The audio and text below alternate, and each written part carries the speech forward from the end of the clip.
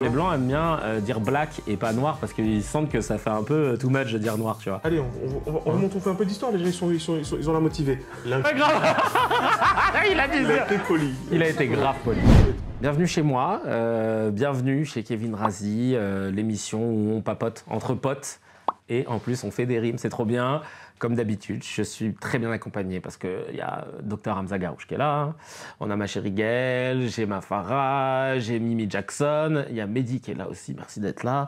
Et on va discuter tranquillement de ce qui s'est passé, voilà. Je me permets de commencer juste en vous disant que il y a ces épisodes-là en podcast sur Apple, Spotify, Deezer, voilà. Parce que j'ai vu qu'il y avait pas beaucoup d'étoiles. Donc, sachez que vous pouvez y aller en vrai. Parce que c'est pas une émission que tu as besoin de regarder, genre d'être concentré sur ton écran, tu peux le mettre en fond, faire autre chose, etc. C'est plutôt ça l'intérêt. Donc n'hésitez pas. J'avais deux petites choses à raconter très rapidement. Je voulais remercier ma chérie Gaëlle qui, pour mon anniversaire, m'a vraiment gâté et en plus de ça m'a offert des places pour un truc que tous les Parisiens voient depuis très longtemps, depuis au moins 30 ans, Gospel Dream. On voit des affichages sauvages partout à chaque fois avec les tuniques violettes et je me suis toujours dit putain mon rêve d'aller voir un gospel, tu vois, et on y est allé la semaine dernière. Et c'était trop bien parce que tu vois vraiment le chant gospel, que tu sois croyant ou pas, ben, les vibrations elles te pénètrent et c'est un truc de dingue. Enfin, tu chantes après au bout d'un moment, tu es à fond. Et il y a un truc qui nous a fait rire avec Gaëlle, c'est que le public français il a un problème de rythme quand il doit applaudir. Et vraiment au début tu vois il voulait les saucer, allez-y, commande. Ça applaudit, je peux te dire que ça tient 3 mesures et après c'est... Oui, make it clap, tu vois, vraiment, ils savent plus comment faire. Et alors après, à un moment, les gars, ils ont fait Happy Days et ils ont lancé un... Là, on les avait perdus. Là, attends, comment on fait et je vous parle de ça parce que j'avais honte. Genre, je représentais les Français, j'avais honte. Non, puis surtout, en fait, je me suis dit, je me suis souvenu de cette vidéo de Beyoncé qui était en France en concert, j'ai pas réussi à la retrouver. Et elle demande à tout le monde d'applaudir pour commencer à chanter. Et au bout de 4 secondes, elle fait stop, please, please, stop, please, parce qu'elle n'arrivait pas à caler sur les temps. T'imagines? Tu l'avais vu ça? Tu vois Bref, donc voilà, je voulais juste parler de ça, Gospel Dream, allez-y. Un autre truc aussi qui était cool. Non, c'est pas cool, je suis fou, moi. Non, un autre truc, je tiens à m'excuser. Enfin, en gros, hier, je suis rentré à la maison, j'ai pris un Hitch, un mec super adorable et tout. Et c'est vrai que, voilà, quand je suis rentré dans sa voiture, je trouvais que ça sentait pas très bon. Je sais pas, un peu le chien, un peu le caca, bref. Mais je me suis dit, c'est pas grave, sauf qu'on avait 1 heure de trajet et tout. Plus sa voiture, en plus, Miskin, elle tombait un peu en panne, tout ça. Bon, je me suis dit, putain, j'espère qu'il va pouvoir rentrer, ce que je lui ai dit à la fin. Et en fait, c'est le lendemain que je me suis rendu compte que j'avais marché dans une merde de chien et que je l'ai jugé pendant 24 heures. Donc si vraiment vous m'écoutez, monsieur, je suis désolé. Là, je vais aller sur l'application parce que j'ai pas encore mis les étoiles et tout. Je vais mettre 15 étoiles, je vais mettre un pour boire, un pour manger, un pour tout. Vraiment, je suis désolé. Je suis rentré avec une merde de chien et j'étais là genre... Oh là là, tu sais genre... Vraiment. Non, mais donc je suis honnête, je le reconnais parce que j'ai fait ça ce matin. T'as vu bébé, là, quand j'étais dehors... C'est lui qui a dû se dire... Ouais, grave. Il a dit Il a été poli. Il a été grave poli. Il a été comme ça. Ah ouais. Il a été poli, c'est bien. Bref, on commence avec... Bravo. Ouais, mais tu vois, je le reconnais. Désolé. On commence avec une petite news HMD, alhamdoulilah. C'est les petites news qui, quand tu les lis, tu fais « Ah, alhamdoulilah ». C'est-à-dire Dieu soit loué, c'est ça. Merci, le petit regard approbateur, c'est bien. Et non, c'est un truc con, en vrai, c'est sur Tetris, on a tous connu ce jeu. Il y a un petit gamin qui s'appelle Willis Gibson, et le 21 décembre là, dernier, c'est devenu le premier humain à parvenir au bout de Tetris sur Nintendo. Parce qu'en fait, moi je pensais... Et alors comment tu fais? Parce que moi je croyais que la fin c'était la fusée qui décollait. Il me semble. Mais il me semblait que c'était ça. Et en fait, apparemment, la vraie fin de Tetris, quand tu vas au bout du script, parce qu'en fait, tout est programmé en amont, et ben le jeu bug. Et c'est le jour où le jeu bug, ça veut dire que ça y est. Voilà. Ah ouais, je suis jamais arrivé. Bah, moi non plus. Mais c'est marrant parce qu'il y a plein de gens qui ont réagi. Il y a un mec qui s'appelle The Real Biscuit, qui dit on peut dire ce qu'on veut et le faire passer pour un gros geek qui a réussi un exploit inutile, mais ça prouve indéniablement des capacités cérébrales particulières. Il y a un Mehdi qui a dit ouah, sa chambre doit sentir fort. Il y a Chris Logan qui dit j'espère qu'il passera autant de temps à vouloir aller dehors et découvrir le monde qu'il passera autant de temps pour lire et en s'instruire.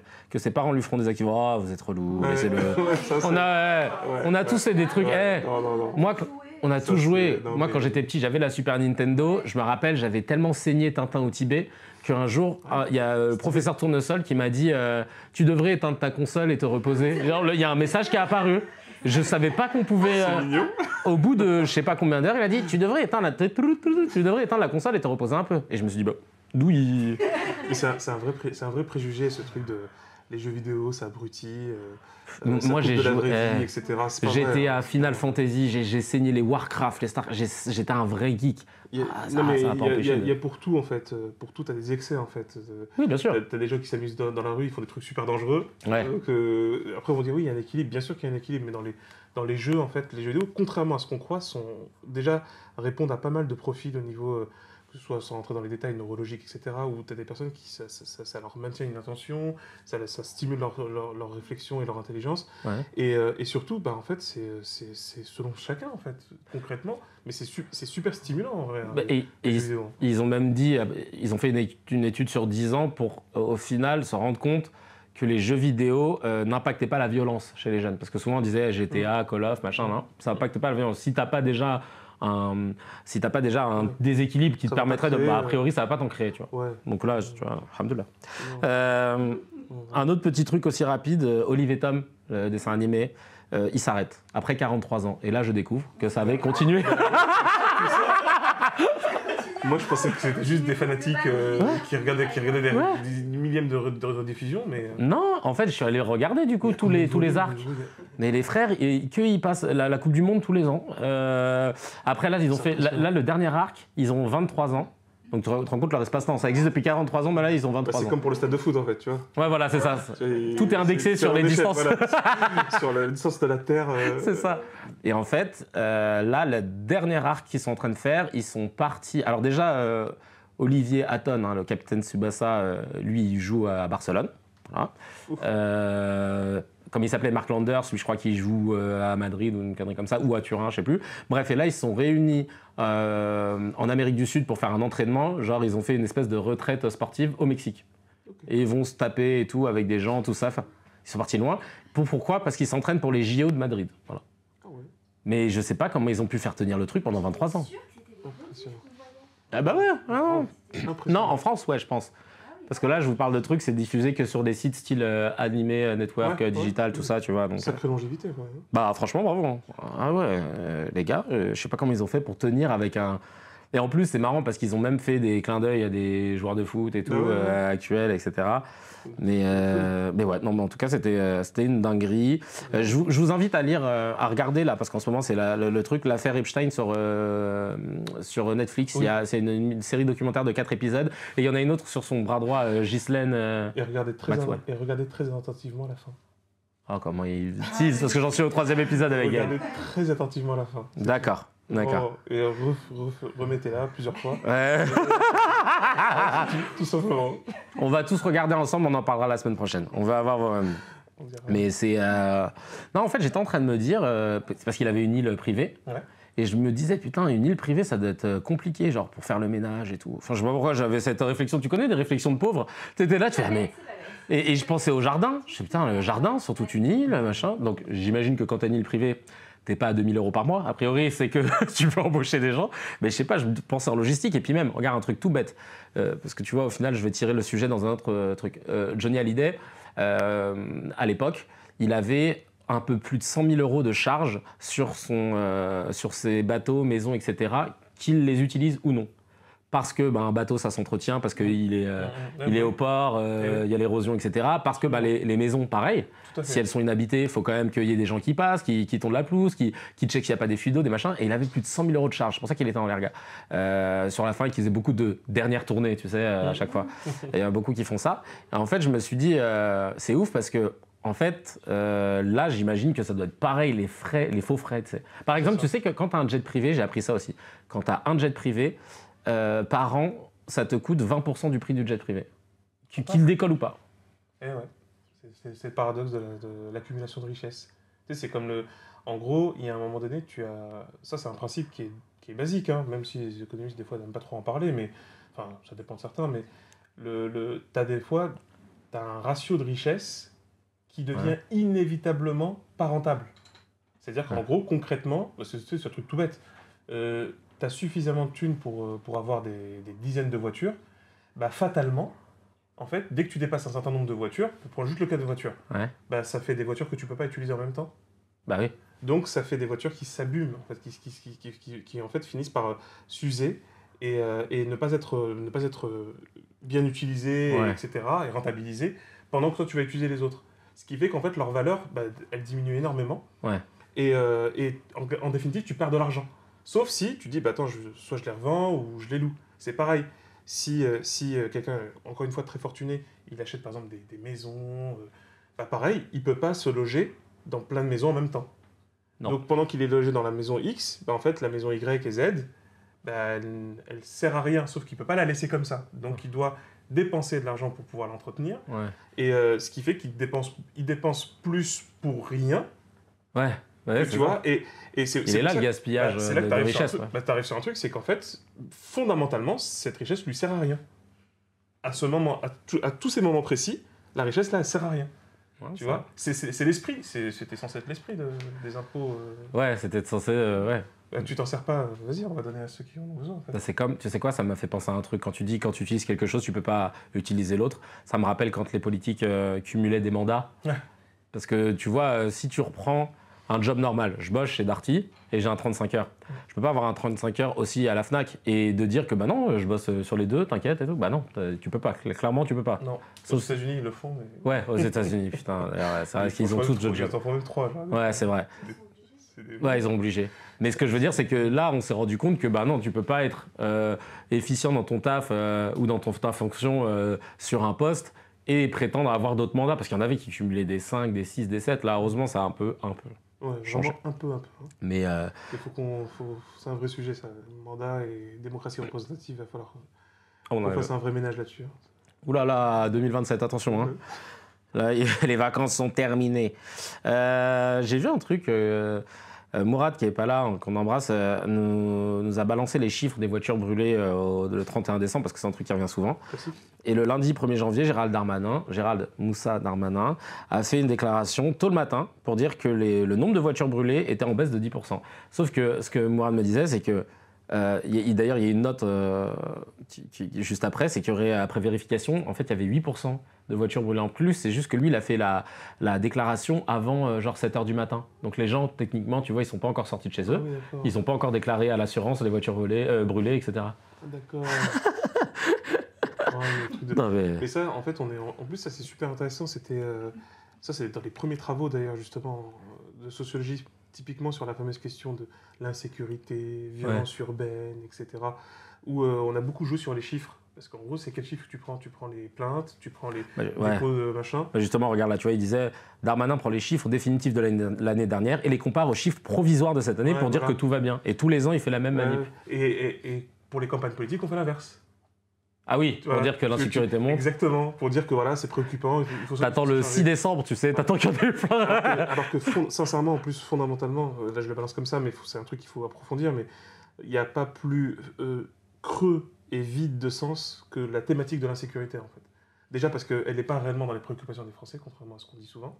Et deuxièmement c'est de la vapeur d'eau, dans le sens où soit on parle d'agressions précises, et ça, en fait, c'est des thématiques qui ont des solutions précises et qui ne sont pas tellement chiffrées dans le sens astronomique du terme, ou soit, en fait, on est juste en train de faire un jeu d'accumulation vers lequel on veut cibler une population. Ouais. Et là, bah ouais, là, forcément, tu commences à t'amuser. Tu dis, ouais, comme on dit, les jeunes de banlieue, ou la même chose avec l'immigration. Ah oui. D'ailleurs, par rapport à l'immigration, il y a une pièce de théâtre dans laquelle je vais jouer. Je fais ma petite promo.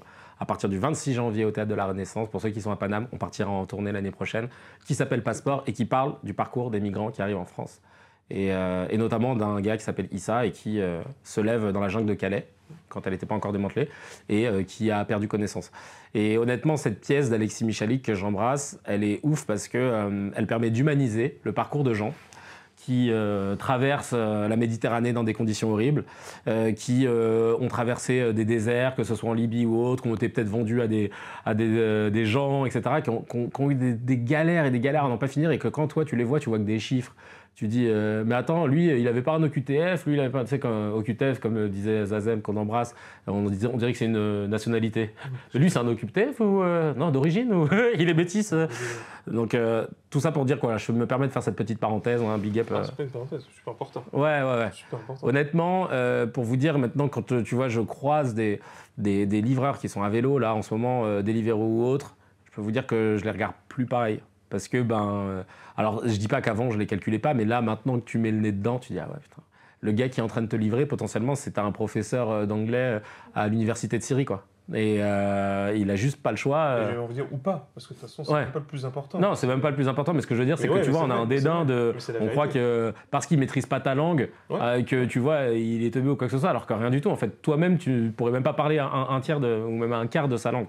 Et c'est ouf, en fait. Ils ont des parcours ultra différents. Donc, C'est un vrai sujet. Et là, je le vois, franchement, on le voit de plus en plus maintenant, avec cette loi qui est une loi de malade mental. la loi immigration.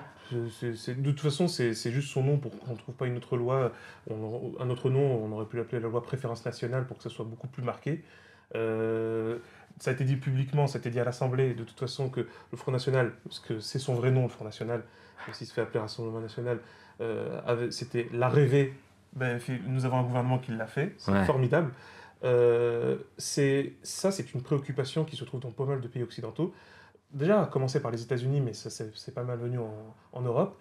Cette hantise, cette manipulation, ce détournement, cette exploitation macabre et malsaine de la question de l'immigration est non seulement nauséabonde, mais elle est profondément raciste. Vous pouvez chercher tous les raccourcis, les détours. C'est profondément raciste, c'est-à-dire c'est une peur irrationnelle, complètement fantasmatique de l'autre, ce qui est la définition de la xénophobie, qui amène en fait à se dire que vous croyez que les routes elles sont faites comment en fait? Vous croyez que vos métros sont faits comment? Vous croyez que ceux qui font la plonge dans les restos c'est qui? Vous pensez que ceux qui vous conduisent d'un point A à un point B ça vient d'où?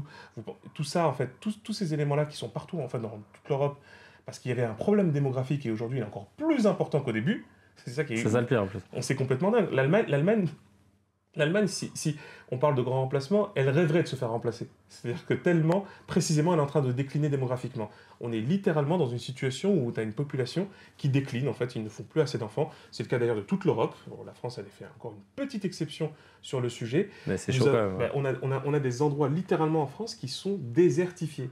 C'est-à-dire que, regarde le concept, tu as des villes, tu as des maires, ils supplient les gens d'y vivre. La diagonale du vide, là. Ouais, et c'est pas qu'en France, hein, mais c'est juste pour le cas de la France qui a la démographie la plus dynamique de l'Europe. Comme les États-Unis, tu sais, on a fait un mur par rapport au Mexique. Les États-Unis, c'est un pays vide. Le Canada, c'est un pays vide. Quand on dit un pays vide, c'est-à-dire qu'en fait, démographiquement, si on veut faire un peu d'économie, c'est qu'il y a 1000 fois plus d'offres que de demandes. Il faut quand même se rendre compte de ça. C'est comme si tu vivais en fait dans un 2000 m² et t'es seul. À un moment donné, soit t'es un mec taré, t'as pas envie que les gens rentrent chez toi, ça c'est très bien, mais assume que t'es taré. Soit à un moment donné, tu dis, ce serait quand même pas mal qu'il y ait quelqu'un qui puisse m'aider à faire ça, et puis un autre qui puisse habiter dans tel endroit, et puis... Parce qu'en plus, c'est pas des gens qui viennent pour rien foutre, hein. C'est des gens qui sont très concrets, très actifs, et qui apportent énormément. Qualifié pour la plupart. Complètement. Et comme on dit, et même, alors là je parle même pas en plus d'un autre sujet qui est extrêmement important avec l'immigration, c'est que quand les gens ils entendent immigration, tout de suite ils voient effectivement des boat people, comme on les appelait en fait, qui traversent la Méditerranée, des gens qui sont en galère, mais il y a l'immigration universitaire. Hein. Ouais. Et ça, à un moment donné, là où j'ai pas les chiffres précis en tête, c'est intéressant d'y creuser, et j'inviterai tout le monde à le faire. Mais il faut aller voir le nombre dans les labos d'étrangers. Ce sont des étrangers qui sont dans les labos universitaires, toutes sciences confondues, des sciences naturelles aux sciences humaines. Et je peux vous assurer que toutes les facs sont en train de monter au créneau. Hein. Toutes les facs sont en train de monter au créneau en disant vous êtes des malades en fait, on peut pas s'amuser comme ça à restreindre la question de l'immigration, parce que pour des raisons en plus qui n'ont. Mais c'est-à-dire que c'est... Ils veulent faire, pour la fac, là, ils veulent du coup obliger à payer une espèce de caution, c'est ça? Surtout pour les extra-communautaires. Ouais, en gros, ça veut dire quoi? Tu sais, les extra-communautaires, franchement, c'est grave. C'est vraiment une manière de dire pour les non-blancs, en fait. On est juste en train de dire ça, en fait. Hein. Oui, parce que c'est comme l'immigration qui a les mêmes couleurs de yeux que nous. Ah, quand il parlait des Ukrainiens, ouais. Tu m'étonnes. Et donc, le truc, c'est quoi? C'est que... là, je fais mon coup de gueule parce que c'est un truc de malade mental. Vas-y, frangin. Mais, et surtout que, il y a cette manière, ce traitement médiatique qui le prend comme une évidence. On doit parler de l'immigration. Tu fais, de quoi tu parles? Quel est le problème? Quel est le problème que vous soulevez? Il n'y en a pas. C'est même le contraire. Littéralement, l'immigration n'apporte que des solutions. Alors évidemment, il y a des gens qui sont en train de se fondre et de mourir quand je suis en train de dire ça, mais littéralement, ce qu'il faut bien comprendre, c'est que Évidemment qu'il y a des problèmes de gestion de l'immigration sur ce qu'on appelle la gestion des flux, où à un moment donné, effectivement, on se retrouve dans une situation qui, elle, par contre, est un vrai problème, et ça, c'est commun dans pas mal de pays qui précisément exploitent la situation de l'immigration, c'est les situations de ghettoisation. Ouais. C'est-à-dire quand tu regroupes des personnes qui, en plus, littéralement, on s'est retrouvé littéralement dans des téléchargements de villages. Tu vois, c'est un village qui est dans un pays africain ou moyen-oriental ou ce que tu veux, on la ramène comme telle quelle en France, en Angleterre ou en Allemagne. Non, là, les gars, ça va pas. Ça fonctionne pas comme ça. Il n'y aura pas de zéro intégration. Enfin, et puis, ouais, c'est perturbant pour tout le monde. Bah c'est oui. perturbant pour ceux qui se déplacent et c'est perturbant pour ceux qui sont à côté. On va dire, mais pourquoi vous... Et ils ne changent pas de système. Aux États-Unis, mais aussi surtout en Angleterre, il y a un vrai problème communautariste dans le sens le plus concret du terme, c'est-à-dire en fait des gens qui ne vivent qu'en communauté et qui ne, en fait, ils sont même plus dans la réalité du pays dans lequel ils sont installés, ce qui est un problème pour encore une fois tout le monde. Mais ça, c'est une question de décision politique.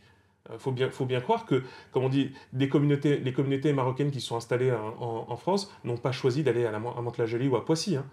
Il y a des politiques qui sont faites. Les communautés kabyles qui se sont installées en Saint-Denis dans 93 n'ont pas fait un choix précis en disant tiens, on va aller là-bas. C'est pas comme ça du tout que ça s'est fait. Concrètement, il y a des décisions politiques qui posent problème, où en fait on fait semblant de ne pas comprendre ce qui se passe et ensuite de dire il y a un vrai problème d'immigration, on n'est plus chez nous, etc. Ben non, ça c'est comme on dit, c'est vous qui devez ranger les meubles. Hein. C'est quand on accueille, parce que vous avez besoin de les accueillir, vous avez bénéficié de cet accueil-là. C'est ça. À un moment donné, il va falloir assumer et dire c'est à vous de faire le ménage, en fait, hein, littéralement, dans le sens noble du terme. Oui, parce que sinon, ils vont sortir le Karcher. Hein, faut pas, c'est ça.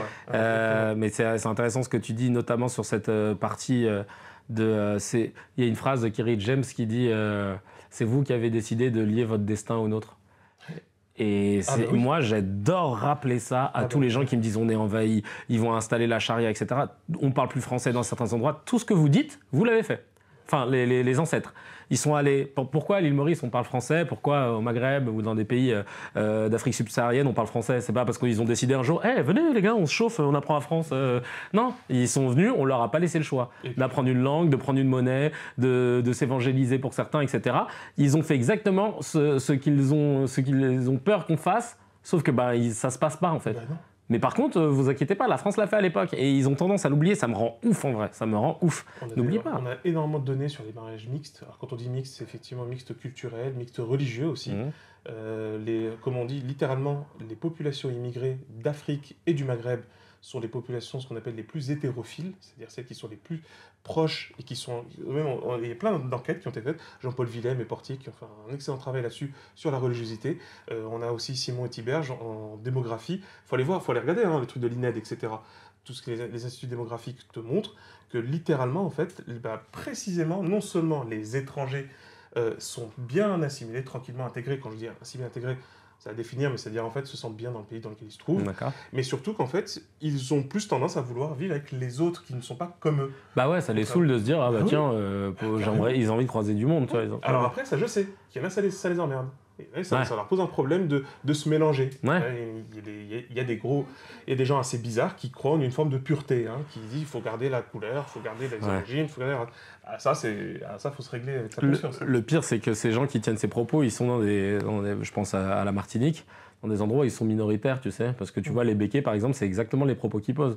On avait fait un reportage là-dessus dans Rendez-vous, hein, donc je ne sors pas ça de mon chapeau. Le gars, devant la caméra, est en toute détente. Il dit, non, on veut préserver la race. On veut préserver la race. Avec un accent très chaud. Et le mec, il te dit ça normal. Tranquille. Et il te dit aussi que l'esclavage, c'était des côtés positifs aussi. Parce que l'esclavagiste, il avait un côté humain. Et à un moment où il dit ça, il y a un chien qui passe, il fait « Oh, casse-toi là !» Vraiment, le timing, il était génial. On va faire une petite news américaine et puis après, je vais faire une réaction par rapport à une vidéo que j'ai postée. La petite news américaine, c'est les membres du conseil municipal de New York qui ont introduit en fait une législation qui transformerait le 4 décembre, c'est le jour de l'anniversaire de Jay-Z, en jour férié. Voilà.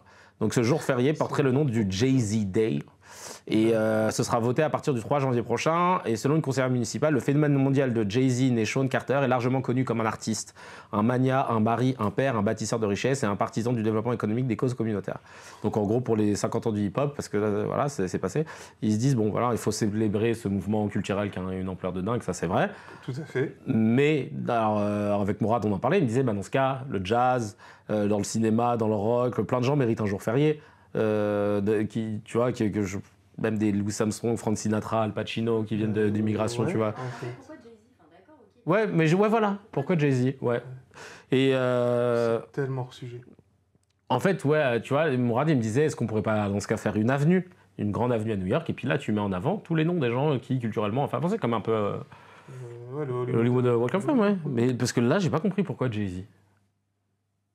Toi, t'aurais mis qui, toi, si en France, on demandait de ça? En France? Ouais, une rue ou une avenue qui... À part toi, bien sûr. Non, non, ça serait Napoléon. plutôt... Non, ça serait plutôt... Ouais, Fanon. France Fanon. Ouais. Ah, bien vu. Moi, j'ai pas besoin de vous le dire, c'est écrit sur mon pull. Hein. Ouais. Moi, ce serait Non, Gaston François Monnerville. Fanon, Mais... c'est sympa, France Fanon, ouais, c'est vrai aussi. Ouais. Et puis tu mettrais après pas mal d'auteurs et de personnalités qui sont dans cette lignée. Ouais, c'est vrai. Ça ferait pas mal du tout. Mais c'est bizarre, ce truc de... Après, il y a le côté... Après, c'est bon, ça c'est très américain, entre guillemets, c'est le fameux culte de la performance. Ouais. Parce qu'on ne sait pas vraiment qu'est-ce qui est magnifié, en fait, qu'est-ce qui est... Est-ce que c'est parce que tu as reconnu. gagné beaucoup d'oseille, Ouais, voilà, ou est-ce tu que vois, c'est parce que tu as fait une œuvre artistique majeure? C'est vraiment ce C'est vrai. truc-là, tu es du winner, en fait. C'est vrai. C'est le... Ah bah oui, mais c'est un winner quand même, vous avez vu, Ouais. parce que impact économique, ah oui, c'est une force de frappe économique, Ouais. on a compris, hein. Mais ouais, tu vois, il y a ce côté-là... Mais là, il y a plein de gens qui réagissent, qui disent j'adore Jay-Z, mais bordel, ce mec est un ancien trafiquant de drogue. Non, mais un jour férié pour lui, et le monde part trop en couille. C'est Absolute Joe qui dit ça. Il y a Enzo Cobb qui dit le pays des libertés exagérées. Il y a Gabaxito qui dit pété de rire, Jay-Z, sans la mort de Biggie, il serait personne. Tout le monde le sait. C'est Nas, le roi de New York. Ah bah là, ça y est, c'est les. Ah, Nas. Ça, par contre, je suis d'accord.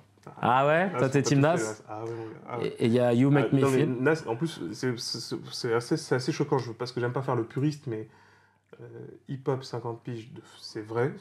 Moi, je pense que c'est vraiment un truc qu'il faut célébrer. Je dirais même plutôt qu'il faudrait trouver la date.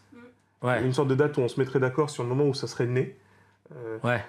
Certains pourraient retenir le blackout de New York, parce que c'est le fameux moment où ils ont pris les platines, etc. Oui, The Get Down, Ouais, la série. c'est un vrai délire. Moi, je trouve je trouverais ça vachement pertinent, parce que c'est un vrai mouvement, c'est quelque chose de super profond, mais moi, j'ai du mal à voir l'affiliation entre Jay-Z, hip-hop, Jay-Z, hip-hop, alors que Nas, alors c'est vrai, encore une fois, ça fait puriste, mais moi, Nas, il est toujours dans la même ligne. Son gars sûr. Littéralement. Et puis, c'est un vrai produit, en plus, il se revendique comme, entre guillemets, même dans l'affiliation élève de ça, même dans son style, etc. Ouais. Alors, je le sais, hein, chez beaucoup de jeunes, je pense, hein, peut-être ont du mal à entendre. Peut-être parce qu'ils connaissent pas bien, tu vois, voilà, parce que c'est Jay-Z, ça. il est plus, il y a le côté glamour, il est marié à Beyoncé. Mais pour moi, c'est autre chose, tu vois, justement. Moi, je suis pas dans le truc de dire que, tu vois, de déprécier en disant que c'est de la merde, parce que quand il y en a, ils sortent de leur style, ils aiment pas. Ouais. Mais moi, j'aime pas forcément non plus. Mais concrètement, c'est autre chose. Tu vois, j'ai même presque envie de dire, c'est pas du hip-hop. C'est autre chose. Ah oui, d'accord. Ils ont fait leur style. Ouais, Toute cette génération a fait son style. C'est vrai. Tu vois, comme Tupac, c'est un style, etc. Mais je pense que des fois, il faut juste pas mélanger. Tout simplement, chacun est sur le plan artistique. Le GOAT de son style, quoi, en fait. C'est ça. Ouais. Il y a une réflexion intéressante du maire adjoint de Paris, David Béliard. En gros, le gars, il est en charge de la transformation de l'espace public, des transports, des mobilités, du code de la rue, de la voirie. Mobilité, on a des choses à se dire, monsieur Béliard. Et en gros, il dit quoi? Il parle par rapport au PSG, tu sais, parce qu'il y a un peu la guéguerre avec la municipalité parisienne. Le PSG veut racheter le parc, parce qu'ils ont fait beaucoup d'investissements, le Parc des Princes, pardon, parce qu'ils ont fait beaucoup d'investissements et qu'ils veulent en faire encore d'autres, à hauteur de quasiment 1 milliard d'euros, si tu cumules. Et Anne Hidalgo et la mairie de Paris disent non, on ne le vendra pas, mais si vous voulez faire des travaux, allez-y. Et donc le PSG dit je vais pas faire des travaux si le truc il m'appartient pas. On a déjà lâché 600 millions, on va pas encore rajouter 600. Et le truc c'est qu'il a sorti un argument et j'ai trouvé ça nul. Il a dit je ne souhaite pas et nous ne souhaitons pas la vente du Parc des Princes au Qatar. S'il y a des travaux, la question qui se pose c'est qui va les prendre en charge. Quand je loue un appartement, c'est plutôt à ma charge. Donc s'il y a des choses à refaire au parc, ce serait plutôt à la charge du PSG. Je m'arrête sur cette phrase, je crois qu'il ne connaît pas le principe de location et propriété. Quand tu as des travaux à faire dans un appartement et que tu n'es pas propriétaire, c'est le propriétaire qui les fait, c'est pas celui qui loue. Non, ouais, après, c'est ça, c'est... Oui, il est... Parce que toi, t'es locataire. Bah oui, t'es locataire, t'as pas le droit de casser des murs, de changer des trucs et tout, ou alors il faut une autorisation. Enfin, et donc le gars, il veut que tu... En fait, le gars, en gros, il veut que tu lui refasses son parc de fond en comble, mais pour continuer de gagner beaucoup d'argent avec, hein, parce qu'il y a le PSG, mais il y a plein d'autres choses. Mais par contre, non, il est pas à vous, le truc. Hein. Et donc, quand ils le veulent, après, ils peuvent le dégager. Mais ça, c'est... je sais pas si on pourrait le qualifier précisément comme ça, mais c'est... Ça, c'est de la bonne pudeur capitaliste. C'est comme pour le mondial, quand tout le monde était choqué que le Qatar l'organise. Ah oui. C'est-à-dire qu'en fait, les gens sont choqués que quelque chose qui s'achète soit acheté. C'est très drôle, ça, en fait. Tu vois ce que je veux dire? Oui, un truc qui s'achète. Ah, mais il y a quelqu'un qui a beaucoup de thunes, il l'achète. Bah oui, en fait, c'est le jeu. Enfin, c'est vous qui avez fait ce jeu-là. Ouais. Parce que si c'était un truc de valeur, si c'était un truc basé sur un principe du sport, on regarde le nombre de licenciés, on voit ensuite le nombre de jeunes qui sont dans cette licence, on voit le nombre de titres. Tu sais, en gros, c'est vraiment sur la performance sportive, etc. Ah bah oui, là c'est sûr que c'est pas le Qatar qui pourrait organiser ça. C'est plus, entre guillemets, un Brésil ou même Angleterre. Voilà, tu vois, donc concrètement, mais à partir du moment où vous avez commencé à rendre ça achetable, c'est-à-dire c'est devenu tout simplement une marchandise. Comme on dit même du merchandising dans le sens pur du terme. Vous avez le plus haut franc, le mec qui met plus de billets, forcément c'est lui qui va le prendre. Donc tu vois, c'est cette pudeur de on comprend pas pourquoi le Qatar ne veut pas. Regarde, c'est fou ce que tu dis ça parce qu'il a rajouté autre chose, j'ai oublié de le mentionner. Il a dit en tout cas, moi en tant qu'élu parisien, je m'opposerai à toute vente du Parc des Princes, que ce soit au Qatar ou à d'autres intérêts privés. Donc ça le saoule que ce soit le Qatar aussi. Ouais, il y a ce côté-là. Et c'est marrant, il y a quelqu'un qui a répondu, Rudy, qui dit c'est pas le Qatar mais le PSG qui achète le parc. Bon, après ça on peut discuter parce que. Mais il n'est pas vendu. Parce que même le PSG pourrait ne plus appartenir au Qatar aussi. Bah oui, c'est ça. C'est vrai. Il dit il n'a pas vendu à un pays. Donc pour Béliard, un locataire peut décider de faire des travaux d'agrandissement, péter des murs, etc. quand il loue son appart. Simple, mon pote, vous faites des travaux, sinon le locataire se barre. Problème, personne à part le PSG est en mesure de louer le parc. Bah oui, c'est ça. J'ai jamais vu et il y en a d'autres, Titouan, qui dit j'ai jamais vu un locataire prendre à sa charge la rénovation ou l'agrandissement de son logement. C'est lunaire cette déclaration. Oui, ça, c'est vraiment... Et il y a Léo The Prout qui dit mais il est con.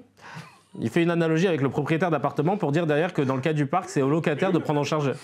QSI va aller construire une nouvelle enceinte et vous aurez tout perdu. Bah ouais.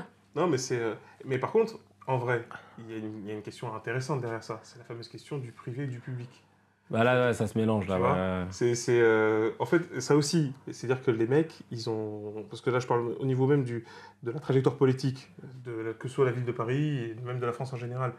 Les gens, ils ont voulu tout privatiser, et là, ils sont plus contents. Ah, mais pourquoi c'est les gros riches étrangers qui ont acheté tout ce qu'on a privatisé? Parce que t'as privatisé, en fait. Ouais.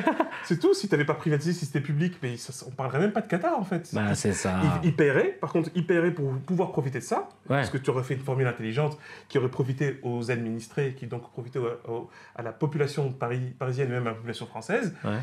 C'était ça le principe de la fonction publique, c'était ça le principe du bien public, comme pour les autoroutes, hein. Et on les a payés avec nos impôts, parce que le Parc des Princes, il a été construit quand et comment?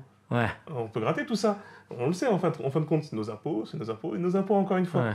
Et là, c'est exploité par qui? C'est par des biens privés. Ah bah oui, c'est emmerdant, mais parce qu'ils font un profit là-dedans. Tu veux te prendre un billet, là, c'est trop tard, parce qu'il fallait avoir la bonne politique dès le départ. C'est ça. On a bien résumé. Et là, pour finir, donc, je vais réagir à la vidéo que j'ai postée. Donc, la semaine dernière, quand je parlais de ma pote Fudge, et je précise Fudge parce que ça aussi, on me l'a retoqué. On me retoque des trucs, moi, maintenant. J'ai l'impression d'être, je te jure, sur une chaîne de télé. Qui me disait qu'elle et ses proches allaient voter pour Bardella parce qu'ils ne voyaient pas d'alternative. Comme il n'y a plus Sarkozy, que la droite Pécresse, elle est ridicule. Et que Bardella, c'est pas Marine. Donc voilà, elle disait que Bardella, ce serait la bonne alternative, qu'elle n'avait pas le choix. Donc je me suis permis de raconter qu'il ne faut pas oublier que le racine du FN, qui s'appelle RN maintenant, ça a été quand même créé par un ancien SS, Jean-Marie Le Pen aussi. Donc voilà, j'ai juste dit ça, Vlatipa, que je me suis fait défoncer. Oh là là. Alors on va commencer déjà par un truc rigolo. Il y a quelqu'un qui a dit, il faut arrêter d'employer le mot feuge parce que c'est antisémite. Ah bon? Ouais. Et donc il y a quelqu'un qui lui a répondu, et voilà, et il lui a dit, mais alors attends, la vraie question c'est pour toi, vu que Cyril Hanouna emploie le mot feuge pour parler des juifs, est-il antisémite? Si la réponse est non, on arrête ce débat sans fond, merci. Et le gars a répondu, sauf que la réponse est oui. Et donc le débat est loin d'être terminé si on va dans ton sens. Oh. Donc Hanouna qui non, c'est est mort. feuge est antisémite parce qu'il dit feuge. Ouais, mais c'est mort. Ça, en fait. Voilà, il n'y a pas de.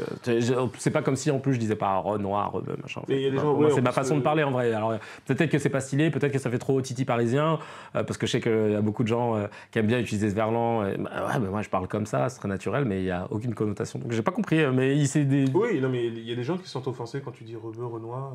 Ouais, moi j'ai toujours dit. Après, Il y en a qui disent que ça, parce qu'il y en a qui disent que ça dissimule un côté. parce qu'on veut le dire tranquille. Ouais, voilà. Ouais. Ne pas dire noir. T'es ne pas dire gêné, voilà, arabe, t'es un peu gêné, t'as Bah, en gêné de France, le dire, etc. Ouais, en France, on a du mal. C'est pour ça que souvent. Franchement, c'est vrai. Ça, c'est par contre, c'est plus un truc de Babtou. Putain, j'ai dit Babtou, merde. Tu vois, Les blancs aiment bien dire black et pas noir parce qu'ils sentent que ça fait un peu too much de dire noir, tu vois. Et donc il y a ce truc-là. Donc, donc en fait, on a tous des trucs comme ça. On a tous des trucs comme ça. Alors après, je me suis fait défoncer. Hein. Il y a quelqu'un qui met quand tu votes socialiste, c'est quoi les racines du coup? Continue à faire de l'humour. Laisse l'histoire aux historiens, surtout quand tu dis de telles conneries. Salut. C'est un emoji là. Pas compris. Bah, j'ai pas voté socialiste, moi en plus la dernière fois. J'ai pas compris. J'ai pas compris. Quand tu votes socialiste, c'est quoi les racines du coup? Je sais pas. Le parti radical socialiste. Non, mais c'était même pas des. Parce que c'était Monerville et Léon Blum, tout ça, Jean Zay et tout. Donc, ouais, ok. Ils étaient quoi? C'était des résistants? Je sais pas. Ouais.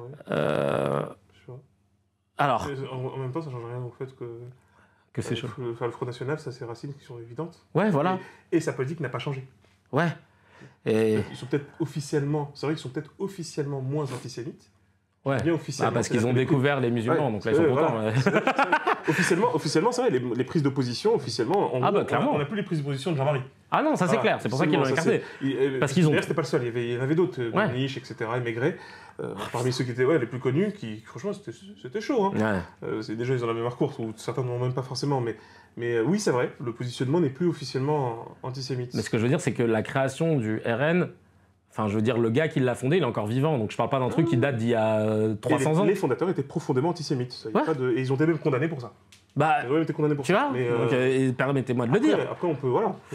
Et après, il y a quelqu'un qui m'a dit, par rapport à ça, connais-tu le passé entre la France et l'île Maurice? Si oui, pourquoi habites-tu à Paris? Les Français n'ont pas mis en esclavage tes ancêtres? Ton raisonnement est à géométrie variable? Ok, pas compris non plus. Voilà. Merci. C'est pas grave. Et... ça arrive, hein.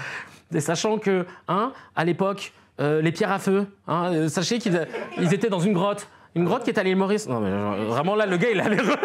On parle d'un truc d'il y a 1 siècle et demi, je sais pas, bref, 2 siècles. Les racines SS, ce qu'il faut pas entendre en 2024. Du coup, les racines des Maghrébins, c'est les Omeyyades qui ont envahi l'Europe et il faut s'en méfier? Raccourci de malade. Ok, c'est bien. C'est des cours d'histoire quand même, un petit peu. Ouais. Alors parle-nous des Omeyyades.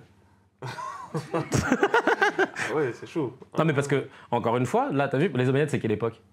Les Omeyyades, c'est ce qu'on appelle le premier siècle de l'Hégire, c'est les 3 premiers siècles de l'Hégire. Donc c'est 700, on va dire 632 jusqu'à. Voilà, merci. Jusqu'à 900. Et le Front National, on parle pas d'un truc qui date non, de. C'est pas si vieux. C'est pas si vieux parce que. Et puis on pourrait même discuter très sérieusement des racines omeyyades, de la présence au Maghreb et même au sud de la France et en Espagne. Ouais, on fera un épisode spécial sur les Omeyyades. Ouais. Alors il y a quelqu'un, Damien, qui me dit n'importe quoi. À un moment donné, il faut passer à autre chose. Le temps de Papy Le Pen, c'est fini. Ils pensent plus pareil. Et ils n'ont pas le choix vu le monde d'aujourd'hui. À 2 ou 3 trucs près, rêvez pas, ils sont tous pareils, des Macron bis, mais pas trop bis, j'espère. Ah, lui, les macronistes, d'accord. Je sais pas. Non, mais les. Non. En fait, c'est quoi? C'est que. Mais là, je comprends. J'essaie de voir la démarche, en fait. En fait, ils trouvent ça scandaleux que je dise que des personnes de confession juive puissent voter pour le RN alors que c'est un parti qui a été créé en partie par des SS. Tout à fait. Et pour eux, ils se disent allez, vas-y, ça les dérange SS? Très bien. Ils ont pris des positionnements antisémites. C'était même une ligne. Alors oui, effectivement, elle a changé cette ligne. Sauf que, chose importante, c'est toujours une ligne xénophobe. Ouais. C'est-à-dire le principe de la peur de l'autre et de l'étranger. Donc là-dessus, et en fin de compte, oui, toi, t'as pris un point de départ par rapport à une connaissance que tu as, mais si on veut un peu généraliser, montons un peu en généralité, d'accord? On va voir quoi? On va comprendre une chose importante, c'est le fait que si la politique que défend le Front National, donc le Rassemblement National, vous plaît très bien, c'est donc une politique xénophobe. Vous changez juste de cible, c'est tout. Ouais. Et le truc, c'est que c'est ce que disait d'ailleurs entre autres, parce qu'il y a plein d'auteurs, mais entre autres, le disait très bien Emmanuel Todd, et c'est pas le seul, c'est que si vous vous confortez par le fait que vous n'êtes pas, vous, la cible d'un parti raciste, dites-vous bien que c'est qu'une question de temps. En fait, c'est le principe de la xénophobie. J'ai fini là-dessus. C'est ça qu'il ne faut pas d'ailleurs oublier allez, on va faire le point de Goodwin. On fait le point de Goodwin direct. On y va. C'est que concrètement, oui, on a retenu, et à juste titre, l'extrême gravité du nazisme avec sa campagne de déportation et d'extermination massive des Juifs. Ça, c'est une certitude. Mais n'oublions pas une chose importante, c'est que tous ceux qui étaient étrangers au nazisme, contre le nazisme et étrangers à l'arianité allemande, étaient aussi persécutés et déportés et massacrés. Les communistes, les homosexuels, les tziganes, les handicapés. Donc en fait, c'est ça qu'il faut bien comprendre dans la logique xénophobe. C'est que la logique xénophobe, c'est qu'à un moment donné, il n'y a jamais de bon racisme. Ouais. Voilà, c'est ça qu'il faut bien comprendre. C'est Il n'y a ça. jamais de bon racisme. Et que si vous dites « Ah, nous, on est à l'abri, parce que ils ne sont pas contre nous, qui que vous soyez », bah, faites attention. Parce que ça, c'est jouer avec le feu. C'est exactement, j'ai fini là-dessus. J'ai dit, parce que le jour où ils peuvent potentiellement arriver au pouvoir, croyez pas que vous allez être bras dessus, bras dessous. Grave. Et il y a quelqu'un qui dit, si on part sur tes propos, pourquoi, je finis, il m'en reste 2, pourquoi est-ce que des personnes africaines vivent et votent en France ? La France est à l'origine de la colonisation et des génocides dans ces pays, non ? Alors si tu ne comprends pas qu'un juif puisse voter RN, comment peux-tu comprendre qu'un Africain du Nord, du Centre, qu'importe, m'en fous, puisse aimer la France, vouloir vivre en France, voter en France ? Ton raisonnement est débile, vraiment. Ouais, d'accord. En fait, c'est juste... Ok, d'accord. On comprend pas, en fait. Parce que précisément... on prend même ce commentaire-là. Ouais. Précisément, ce que tu reproches, c'est exactement ce qui est mal compris, en fait. C'est-à-dire que, littéralement, on reproche au Rassemblement national d'être un positionnement politique qui se fonde sur une vision raciste, xénophobe, intolérante du monde. Précisément, la colonisation, l'esclavage... Allez, on remonte, on fait un peu d'histoire, les gens, ils ont la motivée. L'Inquisition, les croisades, tout ça... Les croisades, par exemple, les croisades, ce n'est pas la chrétienté. Parce que sinon, on est en train de dire, sinon, aujourd'hui, on devrait interdire la chrétienté. Ah bah oui, on devrait dire aux chrétiens, c'est fini, c'est mort, vous ne pouvez plus être chrétien parce que vous avez commis des crimes atroces. Non, c'est un positionnement politique, l'historien, il y a une belle littérature là-dessus, c'est un positionnement politique qui a construit quelque chose de flippant. Pareil pour d'ailleurs le nazisme, ce n'est pas la germanité, ce n'est pas le fait d'être allemand. Oui, bien sûr. On n'oublie jamais, chose peut-être que certains ne savent pas, Hitler a essuyé, c'est assez balèze quand même, mais a essuyé 22 tentatives d'assassinat par des Allemands, et des officiers, et des militaires, et même de la société civile. On a essayé 22 fois de le tuer. Si c'est pas pour donner une ambiance que même des Allemands ne l'aimaient pas, faut comprendre ça aussi. Pareil, la France de Vichy, c'est pas les Français. Et tout comme on peut redire aussi, effectivement, la France résistante, c'était pas tous les Français non plus. Ouais. C'est vrai aussi. Mais donc, ce dont on parle, c'est un positionnement politique. Ah oui. C'est tout, en fait. Et le positionnement politique, et encore une fois, même pour l'esclavage, tu sais qu'il y a des sources historiennes qui sont super intéressantes, qui te montrent même qu'il y avait des religieux catholiques qui étaient choqués par l'esclavage, qui disaient, mais donc c'est des blancs, etc., comme on dit, ils disaient, mais vous êtes des fous, vous devez arrêter de faire ça, Dieu n'a pas autorisé de faire ça. Et on l'a vu dans plein de plans, en fait, même pour l'Inquisition, même pour les croisades, des gens qui se sont opposés à ça, et on l'a sur tous les plans. Donc le truc, c'est que cherchez pas d'excuses ou de faux semblants, l'important c'est que si c'est un positionnement xénophobe, bah, si vous voulez l'assumer, vous l'assumerez, mais à un moment donné, vous allez comprendre que tout ça a des conséquences. Voilà, ça a des conséquences. Les positionnements politiques ont des conséquences. Quand le pouvoir bascule, quand il y a des flottements, en n'oubliant pas on répète souvent que Hitler a gagné les élections, bah déjà c'est faux en fait, et c'est juste qu'il y a eu une excellente opportunité politique qui s'est faite par un système précisément d'effondrement électoral où les gens n'arrivaient plus trop à se positionner, où il y avait une minorité très à gauche, en l'occurrence pour les communistes, et une minorité très à droite, les national-socialistes, et il y avait une forme de flottement entre les deux qui amenait en fait à un chancelier par un drôle de calcul de dire voilà bon ben vas-y Hitler prends le lead, ça va bien le faire. Ah, bon, on a vu qu'est-ce qui s'est passé et c'est ça qu'il faudrait comprendre et qu'il faudrait analyser et de voir ensuite si on va sur le terrain politique, parlons-en et voyons sur quel plan. Mais quand on dit effectivement que le Front National, parce que c'est pas simplement une question de positionnement, c'est pas une question même d'origine ou de source, c'est que sa ligne politique reste une ligne xénophobe. Parce que de toute façon, qu'est-ce qu'elle a d'autre à proposer ? C'est ça le truc concrètement. Qu'est-ce qu'elle a d'autre à proposer ? La nationalisation comme le proposeraient les programmes de gauche ? Hein, ou la privatisation comme le proposeraient les programmes de droite. Ah bah oui, que dalle en fait, vous avez vu. Donc en fait, à part dire c'est la faute des étrangers et c'est la faute de Karim Benzema. Ouais, c'est ça. Merci beaucoup. Merci, bah tu vois, j'avais un autre message, mais on lui a répondu. Parce qu'il a dit, donc si on suit ton raisonnement, tous les Allemands sont des nazis. Fais ce que tu sais faire, ne parle pas de politique, ça ne te va pas. C'est méchant. Parce que, avant d'être... Alors, j'ai deux réponses à ça, parce que ça, je l'ai souvent lu. Quand t'es un humoriste et que tu parles de politique, je veux dire qu'il n'y a même pas, il y a pas plus raccord comme combinaison que ça. Parce que l'art a toujours été pour mettre en lumière des dysfonctionnements politiques. Pour justement exagérer, caricaturer, pour qu'on puisse mettre le doigt sur quelque chose. Et ça, c'est depuis Molière, et les fables de La Fontaine, etc. Ouais, les fables de La Fontaine. Tu peux remonter. La dernière fois, j'ai Missak, que j'embrasse, avec qui je bosse, qui me dit lis la fable du renard et du corbeau. Ouais, ouais. Et il me dit, tu verras, c'est concrètement... Parce qu'en fait, il y avait quelqu'un qui m'avait contacté en DM pour me dire ouais, j'aimerais te prendre sous mon aile pour te faire gagner plus d'1 million de followers, machin, parce que tout le tour en anglais, on pense que tu as du contenu qui pourrait être top et tout. Et j'envoie ça à Missak parce qu'il bosse avec moi là-dessus et il me dit c'est typiquement la fable du renard du corbeau, quoi. Il me dit le monde de l'influence sur les réseaux, c'est ça, c'est de dire à quelqu'un t'es génial, l'autre il est là et puis après tu plonges et c'est lui qui récupère le pain, quoi. Enfin, là, le fromage pour le coup dans la fable. Il y a une très belle réflexion d'Alexis de Tocqueville. C'est ce qu'il écrit dans De la démocratie en Amérique, un livre super intéressant à lire. Je recommande vraiment parce qu'il a incroyablement d'actualité. On va mettre les liens des livres à chaque fois. De la démocratie en Amérique, c'est un livre vraiment basique de la culture G, ceux qui ont fait Sciences Po, ils connaissent. Ouais, on connaît bien. Voilà, la base. mais bref, mais en fait, en gros, pour être plus sérieux, c'est que à un moment, il parle de la fameuse question, la question de la politique. Là, lui, il en parle en interaction avec la religion, sur le cas particulier des États-Unis, justement, qu'il observe. Mais pour ton cas, c'est la fameuse question que il dit, par nature, les maximes politiques divisent. C'est pour ça qu'en fait, c'est pour ça qu'elles sont désagréables, en général, à aborder, et que si tu n'as pas envie de diviser, faut pas que tu l'abordes. C'est vrai. Tu vois, c'est ça, en fait, le truc. Et lui, il parle ça même pour la religion. Il dit que la religion, il ne faut pas qu'elle se mêle de ce genre de sujet, parce qu'elle va dans des questions qui doivent unir. Et elle ne doit pas aller dans les champs qui doivent diviser. Mais du coup, en fait, c'est davantage une question de courage et une question même de conviction de se dire ouais, moi je veux parler de politique parce que c'est comme ça que toi tu le conçois.